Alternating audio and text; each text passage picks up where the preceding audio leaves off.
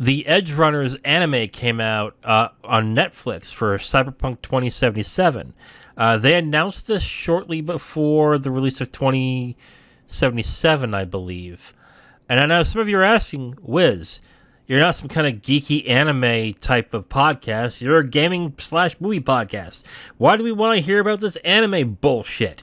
And I will say to you, sir, you got a point. But still, there's a reason why we are talking about this. After the Edge Runners release, and a patch, and the fact that the game's on sale, the numbers for the game playing numbers of Cyberpunk 2077 ballooned this week. In an article from VGC, basically they reached around 50,000 concurrent players on Saturday alone, and it is still growing as this is going on. They say in the report that it's due to a previous significant patch, and possibly to the fact that the Edge Runners anime came out and was positively received because of that as well. Zero, what are your thoughts on the fact that Cyberpunk 2077 seems to be enjoying kind of a resurgence as of right now? There was quite a big push for people to watch the new anime show on Netflix and everything, because CD Projekt Red did do a Night City Wire presentation sometime last week before the anime debuted and everything, and it was one of those things that they had sort of said, hey, just heads up, the anime is sort of a prelude to the game, so just if you haven't played the game and you want to know what Night City is all about, check out the Night Runners anime. And after that, if you can't get enough Cyberpunk, check out our game. It's going to be on sale to celebrate our new version 1.6 patch. So it's kind of the same sort of knock-on effect that we saw with the Witcher TV show that debuted on Netflix. When that hit, the numbers for people playing Witcher 3 sort of spiked as a response from everyone who had watched the TV show and were just like, hey, I want more sweet Witcher lore. Okay. Witcher 3 is on sale for dirt cheap on Xbox, PlayStation, and PC. Hell yeah, I'm gonna go ahead and check this game out. Yeah, that's a good point. But the way I always used to think about it was when it's quality games. Like, let's say a TV series was made out of a game that was actually really good, and that would cause a spike in playership after that. That made sense to me. It's surprising with Cyberpunk because, yes, they have been improving the game since it was released, but in many cases I've heard, especially with podcasts that we listen to, it's still broken in certain aspects. Like, some parts just still don't work in the game. It has improved, but a lot of people still complain that it's not where it should be still. And that's after 2 years of updates. Yeah, I know Jeff Gerstmann was talking about how just you can get bugged saves even still today, and that's been a problem that's existed since day one. And it's a bit funny because one of the things that debuted with the Cyberpunk 1.6 patch was the ability to cloud save your game and move from console to PC and PC to console.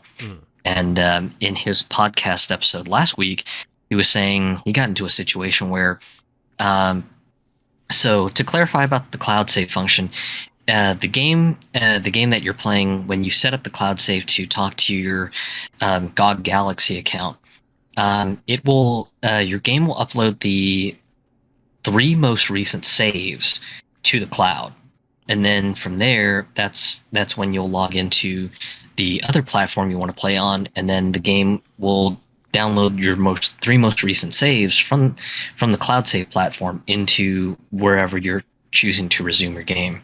And he had mentioned getting into situations where the game auto-saved in like the middle of a movie scene or something, so he was unable to draw a weapon or anything like that. And just when I had heard that, I was just like, oh my god, you've got to be kidding that you still have these bugs that have existed since day one, and it's now causing complications with this new cloud save feature that you've debuted. Holy cow. I'm amazed that the game is getting just sort of renewed attention due to the TV show, because I just can't imagine most people being willing enough to tolerate some of the wacky bugs that are still in the game. I mean, is the TV show that good though? Like, I've heard from people who've watched The Witcher, and they say it's good, but I don't know if it's that good to warrant someone to want to play the game as soon as they watch the series. I mean, you saw Edge Runners, right?